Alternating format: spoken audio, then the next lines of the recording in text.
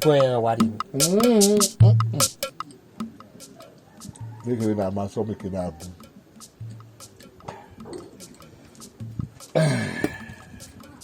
Oh, my boy, we were. Correct. Yeah, Salubana we were say where. Ona be di ni ati ebona ina be do ina do ba o ma gbon gbogbo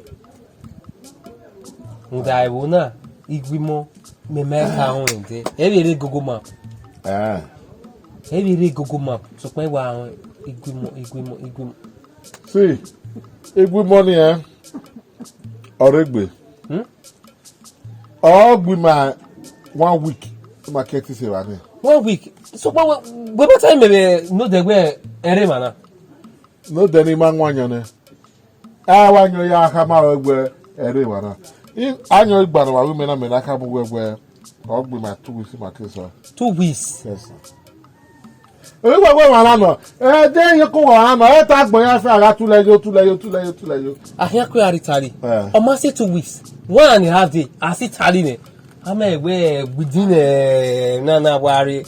I don't know where you know where they go, abi you don't know the place, abi. Atobora here. Oh man. No, Tobora here.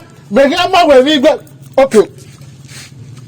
Oh, go ahead. Now we will them again and move them down there.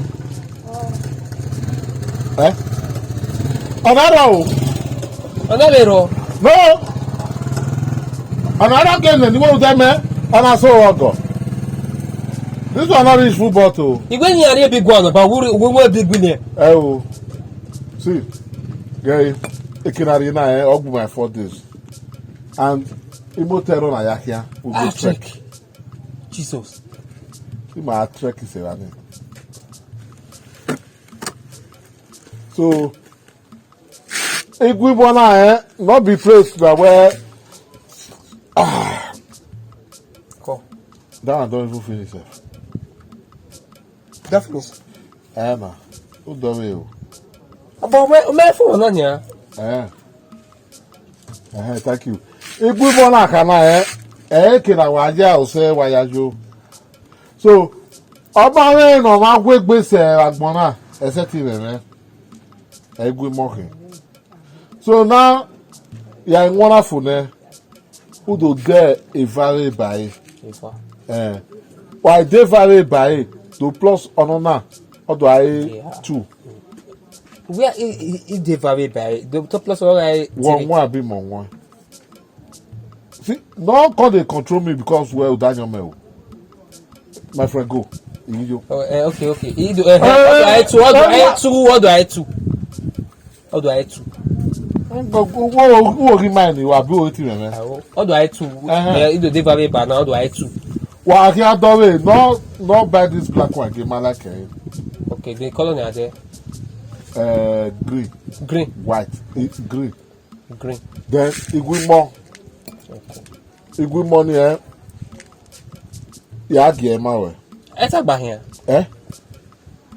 You know manage 4 bottle. Yeah, the 4 bottle now. Obviously. If you tell me, I can't see. I don't like Peter where I would do. I'm with my where if you're 4 bottle, you told me I bury 4 bottle. Then I will shake for my say go. Who bought 4 bottle? Okay, I move to there. No, back. Tanya. I say we mind me o. Ani mu yere bisi mu yere. Ne ya agin won da wele. Una wari beans. Da wele beans. Ya see na ya na. To saka na.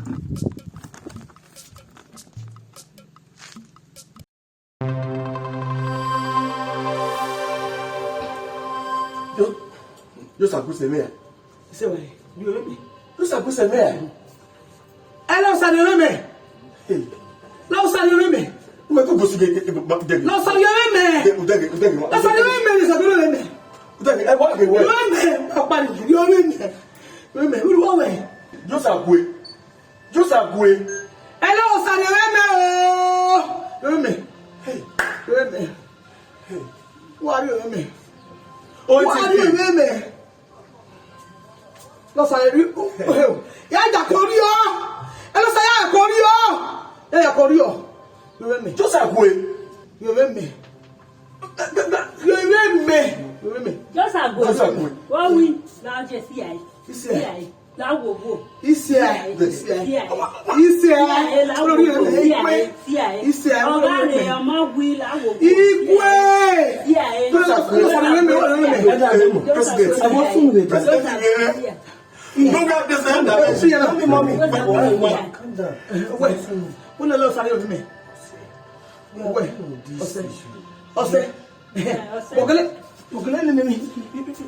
Just agwe, what do you mean? Just agwe.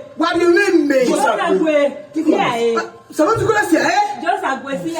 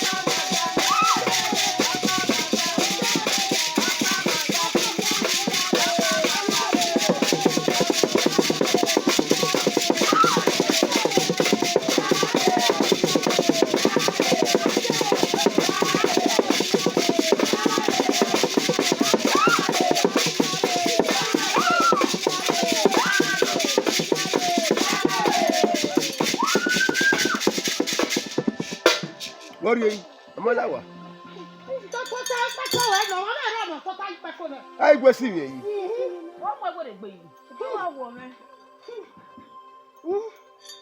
Boy, I boy, you boy.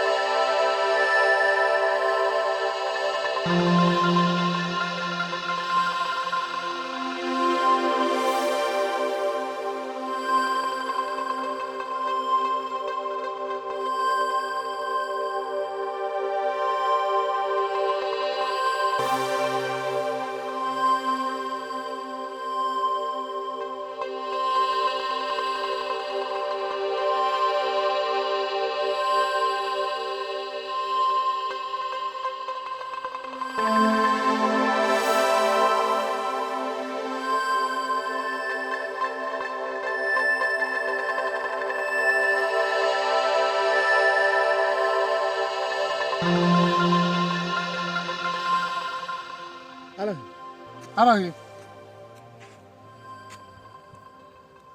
Alahi. What my way about the good dinner? All you are just there. No coming, no going. Everywhere just silent. What my daughter wanna? See. The bomb where or Daniel. I see the sick clear. This is my 2 eyes see clear. What my wanna? Epa, la te tu pege me la wo yo me. I don't see that. La okpe ni kare ni na river.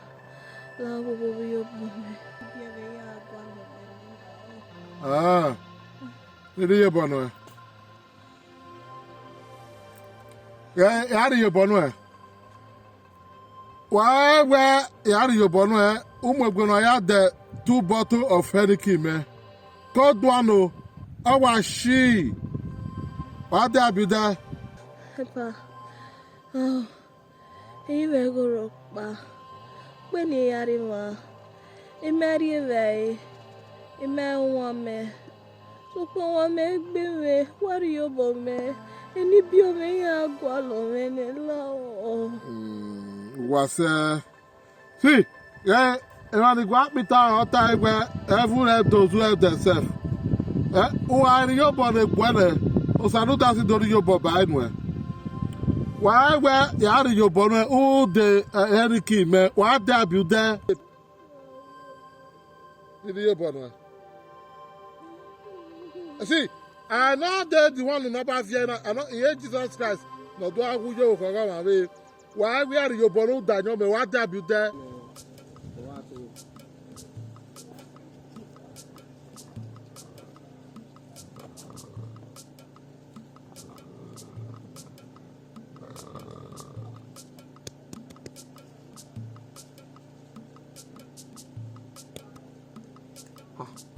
What's soon? Hey, ha. We are going away, was soon. Umangone, we want no hen, and down here to you at Daniel. Oh, no, to tell you, Ototera. Why, oh, I'll be a Gavin Gio. You are yarding when I am now. Okay, quality. Even quality. Who may think me at Daniel? Where you were at Daniel, I don't know how the dog boy. See, I did. Ah, well, yeah. Gbéyàwó ẹ̀kọ́ màá bẹ̀ ṣe bàá ní ìyá ṣe bàbá ìyá yà á yan ya wa fure ìtàlẹ̀bẹ̀rọ ni wọ́n sọ mọ́nà fún yẹn. Where go kwenye? Èmi gùnkùn ẹ̀yìn. Where go kwenye? Ọmọ àgà àtúwọ̀ dọ́wọ́ kan náà òde náà wọn ni ó kà fún ẹ̀yìn ni. See, no zuana. No zuana. No, they were boy, hearing no one, only way I went to it. I will marry Rebel Nania. Yeah, we wear in Watana and Matawan. Who back again me, I'm you way, who were done your co boy, who have been there over as Ogma so, yeah, we had them over us and way. Serious? Cacaponia. Ah, don't allow. Okay, Dicky. Okay, while it's done a big lie. See, I did a thing. In the 700 in that one of your game, any king, 1 bottle. 700 in it. I'm not going to get myself. Oh, Mariano. No. How about with Toria Gagano? You don't give me. So, Unari 700. 700 around. It's big money, eh? When he may, who is 700 run. Umiano wet by Mari. Umi. Well, we're going on. I will me. I did. I won't tell you that. We were I did. I was. Oh, I'm done working. Okay, to be bad person. See, who were the women, Minama? I did drink. He made a women. See, you are reading point of contact. Another one. And a woman, una where we real life. I think we are there. We are photo. Mary Mina, who don't worry, Mina, that wrong thing. Okay, where are you? I mean, I give me away. Yeah, then women are me and away. Oh, and when they were, I will give a Giogo Jaloma, where all Mina means no man. Okay, now, you do women, I the bookie like a girl, I know you get too far. Well, I gave me a I saw the breast with shit. I saw the breast with shit. So, and I go out of women now. You mean I mean, and I book you like again. Yeah, I book you like I like a man where, but also see the you walking at it. Only way, not Daniel. See, yeah, in other words, Daniel, I know what they do. So, you know, come on, where, but I see you where Okina Bella Ganny, but it must buy me 2 bottles of Henneken. Be mina. Yes, Give it your bonoma. Una have no, no, get 2 bottles of anything, or query your bonnet. see, I will not imagine now, then I would, then on where me, I will not imagine. Only my one, Wunia. Omanadie, okay, a bien when it. Let that down. Even talk along with yourself. Okay, we just say Jacob. I'm not going to give you any cave. You go that way. When I not about where you buy me 2 bottles of beer, make a jump in the way or you that away. You that away. So, the guy now, if you want to buy me the drink, I want to care where food and I just.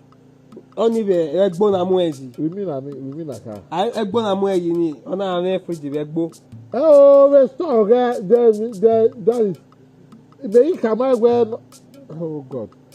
Forget. You just open the fridge like this. Okay, Only Egbo. On our okay, fridge, Egbo. Okay, what I know, what man. Let's just with me. Only Bois. Yes, sir. Le maire, au sédon. On s'est né à quelqu'un avec il est rien. On s'est on m'a bois. Ou quel yo bonnet pour rien goût. So, on a vu nos carrés bien bien. You know what is where they go? Wa gbara du hotel. Okay, they know. Okay, they know na. Anyo no ma te de me na go enjoy. We mina. You tell no da. Afa you na. Afa na. I no grip for you this year. I no grip for you.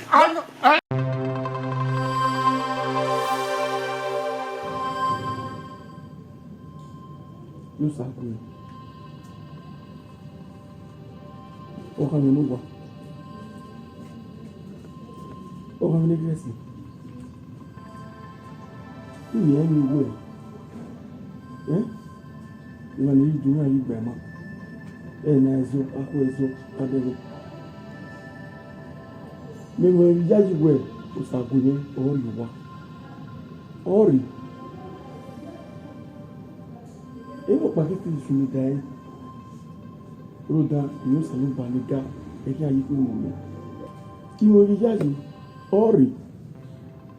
A quand il a dit, maman, vous voulez pas go yahoo. Là-haut. Au cours, on va voir yo passe, yo passe. Là-haut. Yo betu. Là-haut. Miliwe. Oh, Pahanta. Iwe me pẹ̀lú me Pahani Osagwewo. Àwa be mo pa ti o ya ire. Un jo mo pa wo ya re ne. Silvano na. Egbe no wan ehdo ya bia. O wona mo bo me obi. Kon ni mo bo o e bia. Ah? Ino wota. Ono mbo e bia.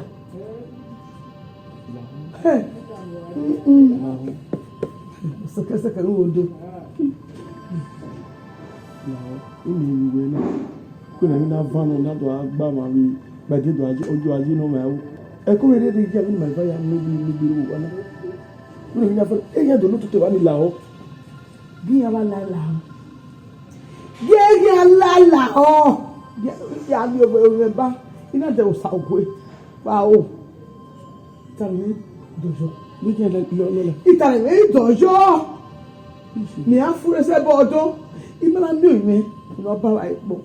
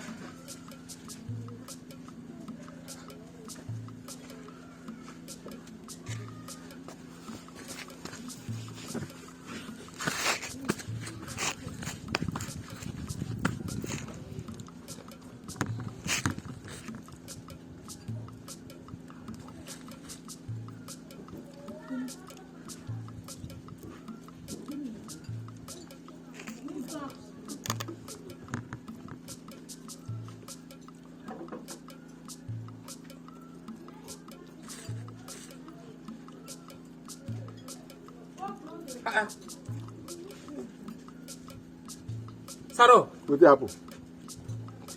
What color come me? Now your food never went on. Mujane. How come we are?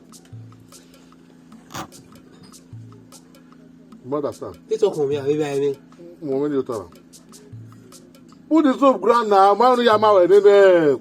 UGUE. We talk. Mori. Yeah. When you born Mori, we don't know when I go here. I don't have my item. Iguimo. You know where who shake him now? You know, my understand where I take. Get to have my year. My year. Do I just go? Do go now? My year. And we don't know where. So, who are telling me about? Where again? Why you do that? Where's my boy, man? Me na eti gwan. But oh boy, gwan. Where you are? Ni be anya ke gwan. Ida, oriero we wa. Oriero we wu. Wa jo abi ujo. Iga jo so pa ni carry be ni. Ebun obo na yin agege jo. And now you don't know where now. My enter. Saro, ni ya danyo go. Ni ya danyo. What no re? Gege. Wa de uzunweru won na. Ya danyo re. You dey treat me oh.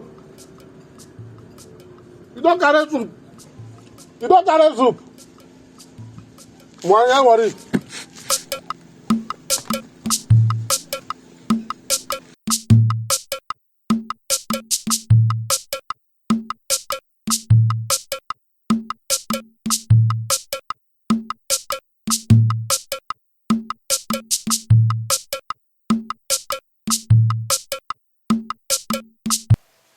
Lóko dàgbò wáyé anyamata lóko dàgbò wọlélẹ̀ bá mi my forefathers my ancestors wherever you are I know you have never disappointed any of us before I need your help.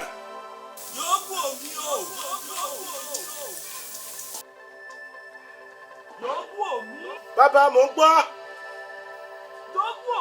Bá mi o. Ọkọ̀ ilẹ̀ ké sí. Ó káre bá mi o. Bàbá.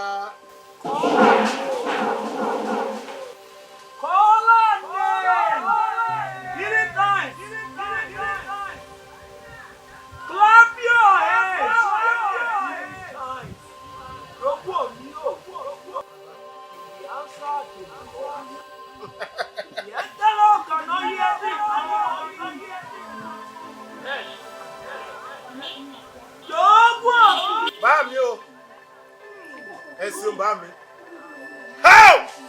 Wọ́n ní tó bá pọ̀ kú ní pọ́pọ́ àlàyé ní dáhùn. Èkíní rèé o.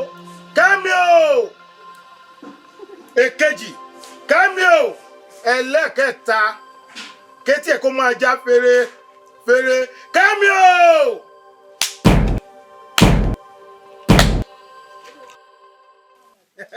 Ó káre ọmọba. Ẹ káàbọ̀. Ó yá wọlé.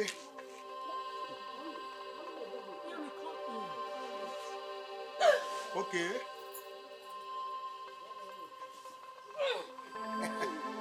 Ó yá gbéra. Àrékété ló kọjá pé wáyé. Àyàmàtà ló kọjá pé wọlélẹ̀. Òrìṣẹ́ni sámàkẹ́ àtìlẹ̀ jáwọ́ àtòkè wágbò ló kọjá pa àwọn àyàmọ̀ lọ́bẹ̀dẹ. Kámi ò wọlé.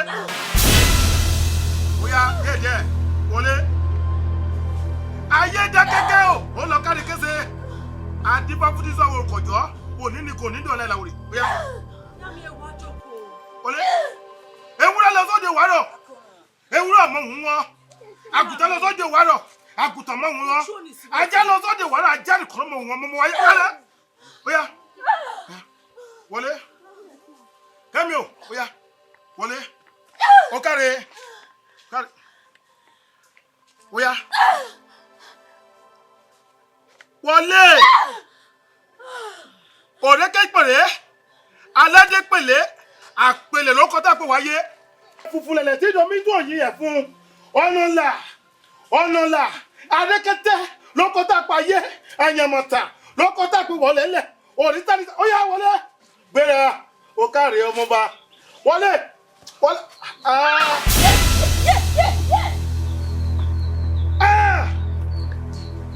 Sango! Sango! Olukoso Ayana, Emilode. My forefathers. My ancestors. Shango. Answer our calls.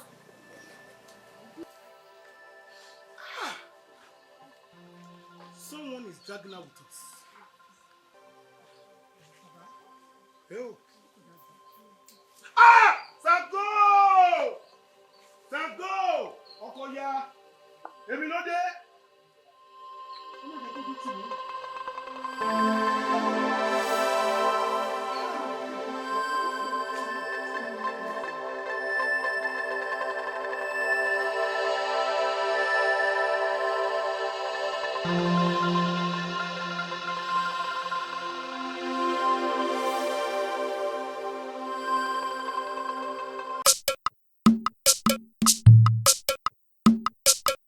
Kopawato. Ise. Ena gba ma regbe. See, okugba kere ni ya mi when you take a bad drink for me.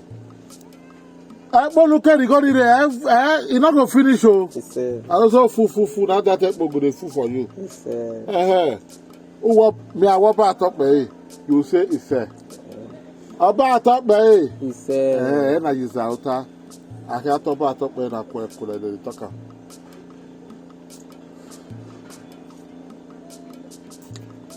Omo ta ni o know See, since we're done on minute, ask me any question. You are liable to ask me any question. We me egu we ni we ye what me. We ye what me. If you ati ati o se me ra o teme o dani. Do you know anywhere? Point of correction. Yeti out because that one megaleki where got Daniel men and you do agbe me. Out well, was it when I believe that. But when in Nigeria, it was a time not related another way. I will never tell you my name. Wow. O devil. No, I will never tell you my name. Yeah, put a mind. Oh, see ma. No. It's a mind anyway. See, why ya come out where Osarati. Don't buy me William. This one is William. Who the Helikin? Helikin. On your you go bomb there. Oh, I'm done over. If you don't tell me if you don't buy me if you don't, that is, do my day Helikin. Where Osarati. No, why would I talk that? Yeah, I to you for the end now. Where's you know Taman anywhere? Oma Itawa well, Yatawa ba. Osaro ikia se agonok ba ni yawe nisu. Atama. What am I? So they don't talk like for this village, Abi? They're not talking like. No, you are talking that village, you know. Okay, I'm only here to tell me where say where Osarati me. Who to go talk that thing? No, don't know yet. No, no get one now. Go. How what am I bag any was Saro? What am I? Hi. I say I don't talk here. No, you know you talking here. You only talk out of drink. Check. Oh, I fuck up. But no, what make me man here? Madam, ube dorie e William baba. Wa go we go teni we ba we na. I say na una re William baba ni a. No me na we teni rama ni raba me. No, I can't talk my father's name. Agwa. See, ya tama agba Osaro ati me. You can do come agba egwa fa we tira me. Agwa itori bae. No, I will not talk that. So man. Iga we na ga. Il peut t'attirer la paix. Il y a quoi avant? Il y a quoi bon? On va pas se donner la main. On se donne la main. Il m'a mis un. Il m'a rebondé. Il m'a rebondé. Il m'a dit que. Alors ça. Le mot yak ba m'a mis un. Voilà. Va. Il dit ouais ma. Il dit que ça va donner. Diki. Bien. Diki. Bien ma mère papa. Eh ya very bien. President. Ebe no na beta ni ma be. Ni ma ya wo ma ni ne yaji. Here then is our fate. Ah. Usa ma fi ekwe gboye. Mo no se no de la main. The church is solidly behind you. Oh, il a. Ni come away. Ma wa be you to so the church. Ni re prayer team. Ma ke ame a night vigil mason. Any prayer area. Ah, ça go area. Ose papa. Ni maruwe night vigil ni. Osalobo ki ye revelation so ladian. Thank you Jesus. Osalobo ki ni ma no. Obedu nwebu na te igwimu. Et voilà le kina. Et voilà le kina. Il y a que il y a là le kina na fia. Et on tire mi na mo pari e. Adiedu. Kina la yi me ma kina yi ya. Mais Osalobo ma we o ma no ni ma ko de. Ogo ma we ni no ma bade. Osalobo ari e ma se we ri obi. Omi ni pàtàkì. Torí gbimo. A je wo ni. il y a no oi. Eh, non sunu. Il y a nota. No. No, vie. Wait, I'm Giodun. This is your trial. Eh? I'm a trial. I'm a promotion. Lawogo. Yagwalo. Nota. Node. Namiwe. Akwo yakwe. Matule mwari ebuni. Oye ba wa rodoba. Owa agbewe emira. Mais ma le ma le fi ma de we Ave mona emira. You cannot predict. Oye ba wa find out any body we were here there for talk. But Osalobo ave there is great mystery in Igbo. Fake alawa. Igapo ave pastor yan ya ru wa we pa wa do total you die. no come see. O de go wo isi. Ya.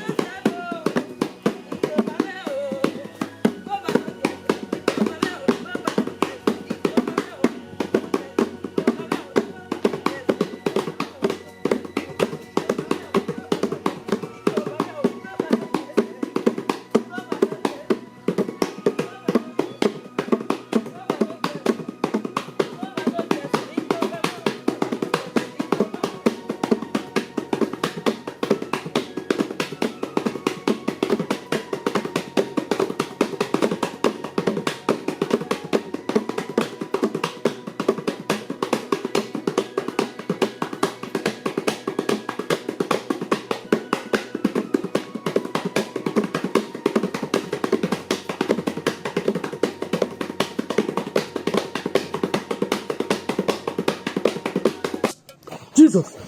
Jesus.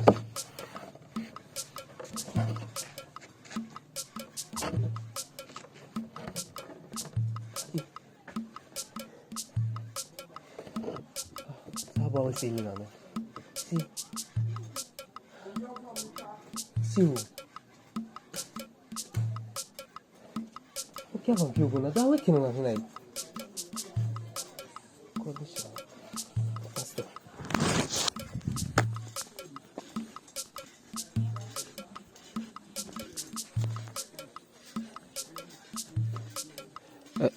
Good morning, Daddy.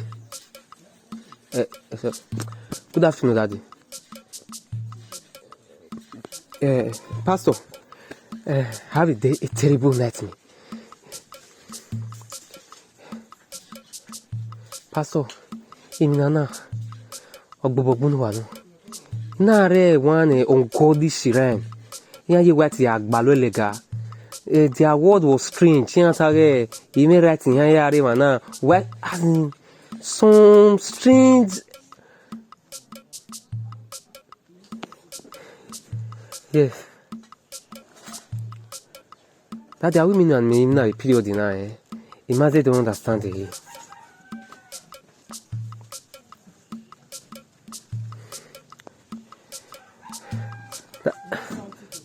Okay, Dad, what will happen is you are coming.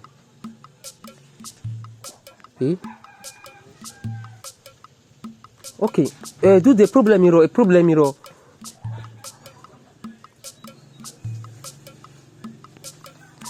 Daddy, this rescue. Okay, since you are coming, no problem. Okay, network is in 90 brass. Yaga here, you send you the location via WhatsApp. So in that case, I believe that we locate you to that particular spot. But the village is real. Okay. And yes, Daddy, I'm not afraid. I'm not afraid, but my life is very precious to me. He may enjoy that boy. He may enjoy that boy. He may yoko. He may appear. As this. Amen. Amen.